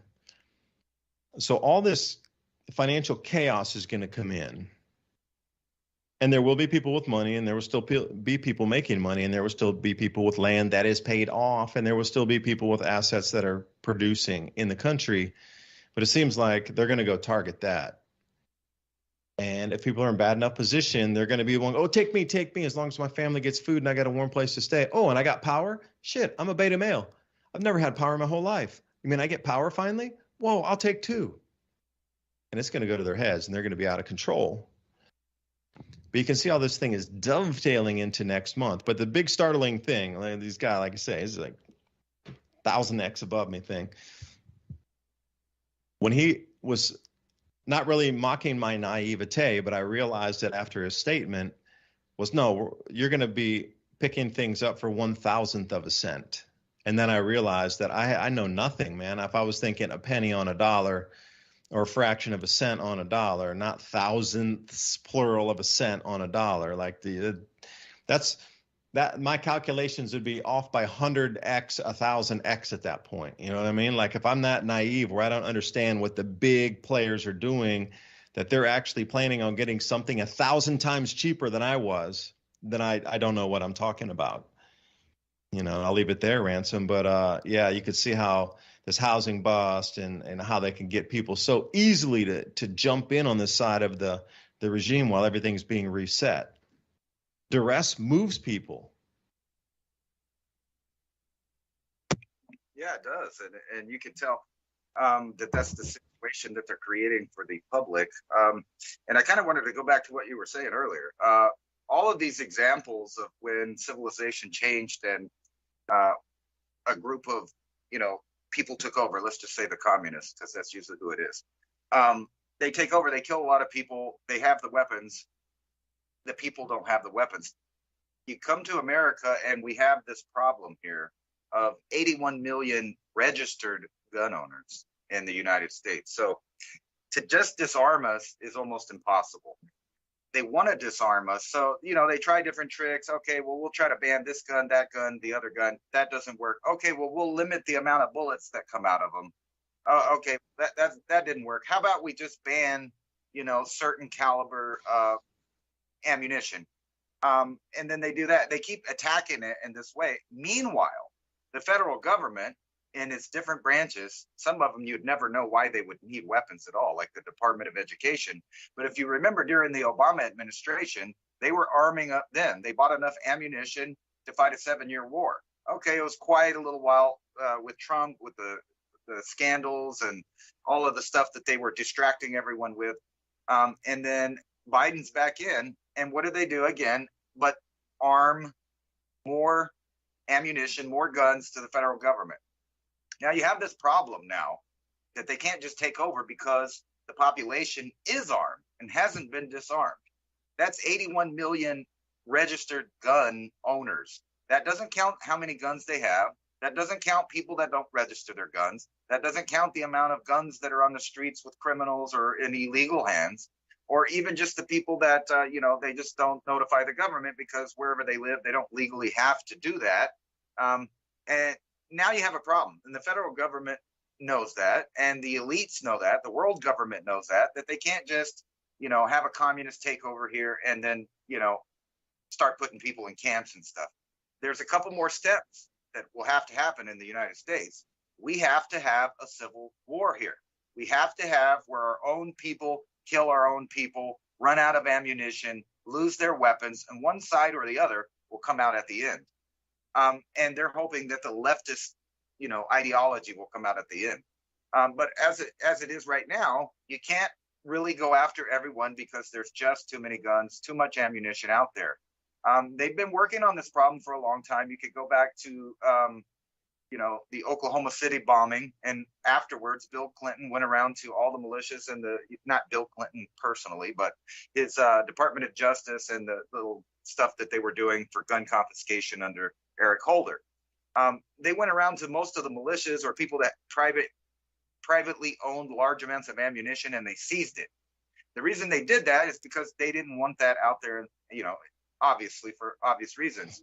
So if you can't ban the guns and you can't get people to turn over the guns, how do you attack them? Well, you have to do it financially. You have to break their mind, body, and spirit, and their bank account.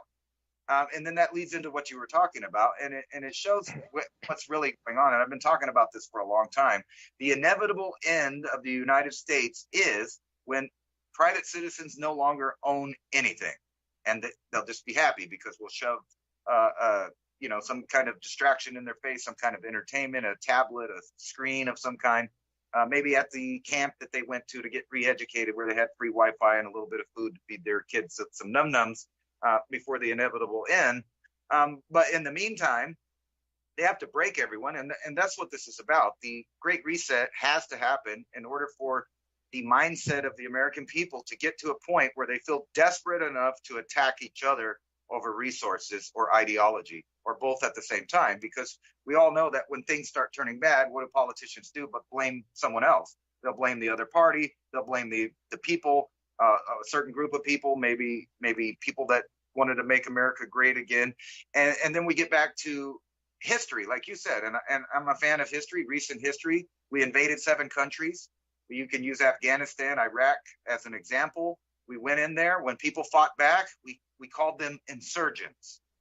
They're insurgents with an insurgency. And the same kind of terminology is being used here in the U.S., where after January 6th, which most sane people could agree was basically a protest that got a little bit out of control, milquetoast out of control. It was mainly patriotic citizens waving flags around, taking selfies, etc. But now they have the ability to call half the population insurgents because there was an insurgency and an attempted coup by senior citizens with flags. Not that that makes sense, but the idea is out there. And like lots of people said, you say a lie long enough and repeat it long enough, eventually it becomes fact, at least in the minds of the people. And then you get to a point where they finally have the people ready to attack each other because they feel like their ideologies are totally so in opposition that they can no longer live with the other people in the same country. And then you get to that point, and what have they been doing but polarizing the two-party system? I think since probably George Bush got in, it was a little bit, and it just kept intensifying till we get to this point that we're at today. And then you have both groups blaming the other group for why they're not doing well financially. It's blame this group because they did this, or blame this group because they did that. Now, either points may be true, or some of them, or all of them, or whatever. It doesn't really matter as long as you have two opposing groups, and that's that classic saying, divide and then conquer. But I have a feeling that before the Great Reset is complete, you'll see a third world war, and if they can't do that here in America, they will try to spark a civil war. And they've been trying to do it, but if you go across the headlines on leftist sites, especially right now, that's all they're talking about. They're talking about how America is so completely divided that civil war is inevitable. We're starting to separate the states into red and blue states. We're separating the states as far as ideology. You come here, you're this way, you go there, you're that way. And then on both sides is a small little lie, the little bit of arsenic in your orange juice that poisons you in the end. Like, for example, the idea of defund the police. Now, if you're sane-minded and you're thinking, well, the police stop complete anarchy, so that's probably not a good idea, and you could sell it in that kind of idea.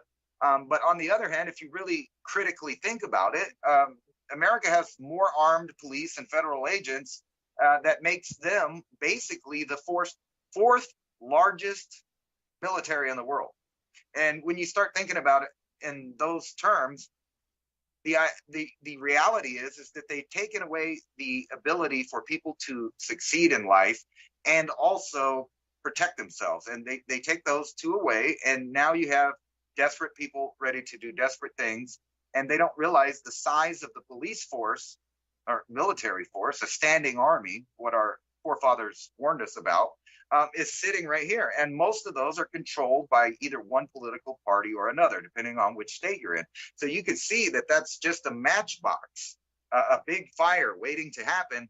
And so far, because I think we already had a civil war in our past and there was a scar in the memory of us that we didn't want to fight, it's taken them quite some time to polarize the U.S. to the point that it is now.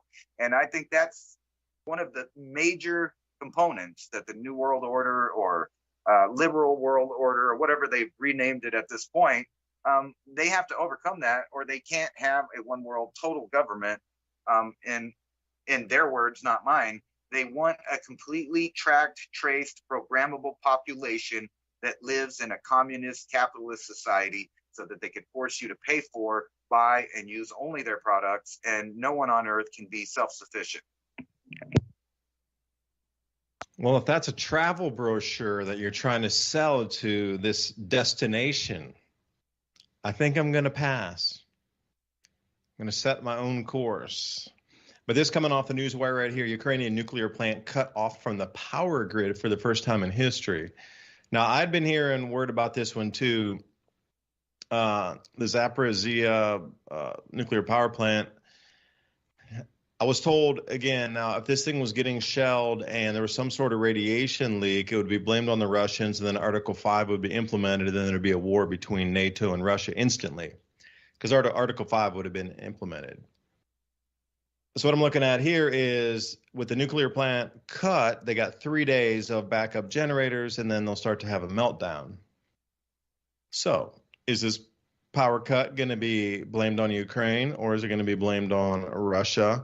Because they said it was a slag pit, an ash pit, excuse me, that caught on fire that then burned the lines above it or whatever. So there's no way to repair the lines. I have to put all new lines in. Now, how difficult would that be? Again, we're coming into all these shortages of metals and all these things, but there's going to be some of that cable laying around somewhere in Europe, I'm sure. But how long would it take to get from there to there and get generators in there so that doesn't melt down, and then put those lines back up with shelling going on in each direction to get those high tension, super high voltage lines? You're going from a power plant outbound. So that's going to be some girthy cable coming off of that one. It's not going to be your standard, what you're driving along a highway and you see the high tension lines over to the right or left, and they're it's going to be something much larger than that. That is the initial trunk line feeding that system. So how much of that's laying around there? So, with that being said, to foment the hate between people, if the nuclear thing were to go off because the power is off, see, it's running a thin line here. It's not shelling that has caused a leak. It is an ash pit caught on fire, supposedly by a shell from the Russians, that caused the power outage, which is now going to cause the leak.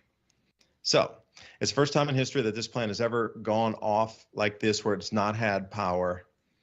The connection is gone. So the IAEA said that they lost power twice. They currently had it up, but then it lost it again the second time. And also one nuclear power plant is also disconnected totally. So again, if this were to happen and this nuclear thing, this event were to happen, how much would that polarize again? Well, what's ironic is if you go back, I don't know how many shows, we talked about this exact scenario when the Russians and the Ukrainians were fighting over the other power plant that was already messed up.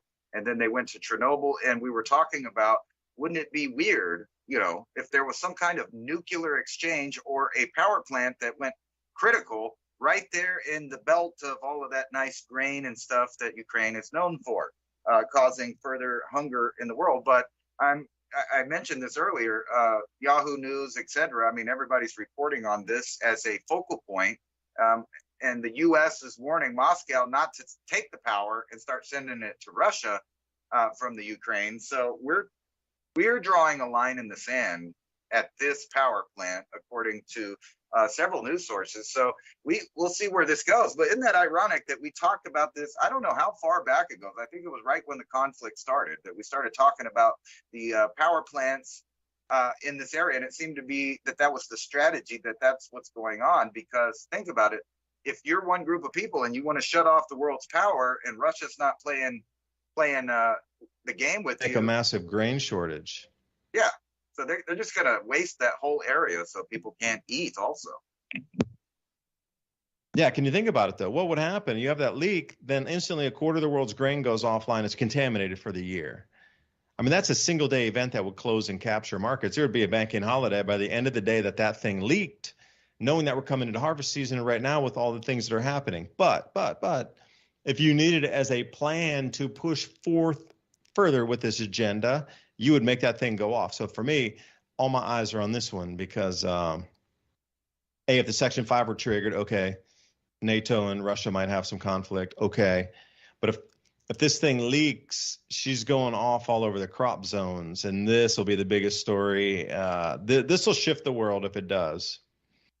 Because the lack of food that there is this year, and if they're going to lose food because of this, that I'm telling you, we're going into a famine globally, and you better run to the store as fast as you ever hear about this thing leaking. You should stop immediately what you're doing and head out into the market and get whatever you can, because at the end of the day, the banks might even be locked up. The following day, for sure, the banks will start to close around the world.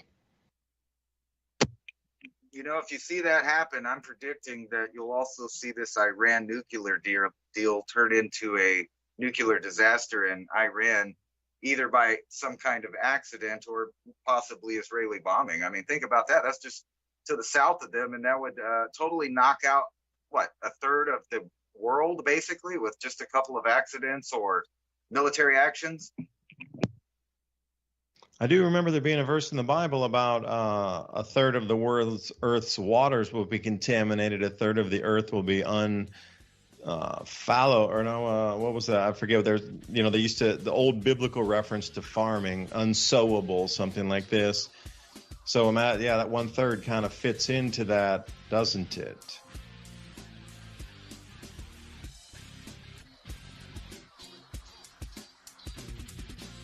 All right, I'm having trouble jumping in and out here on my, reconnected again. I keep getting kicked off of, we got thunderstorms coming through here tonight, so. David Dubine signing off, Ransom Godwin. We'll see you next week. Keep your eyes on the Ukrainian nuclear plant. If it goes, you better go to the store immediately. Thanks for listening. See you next week. Thank you for listening to Revolution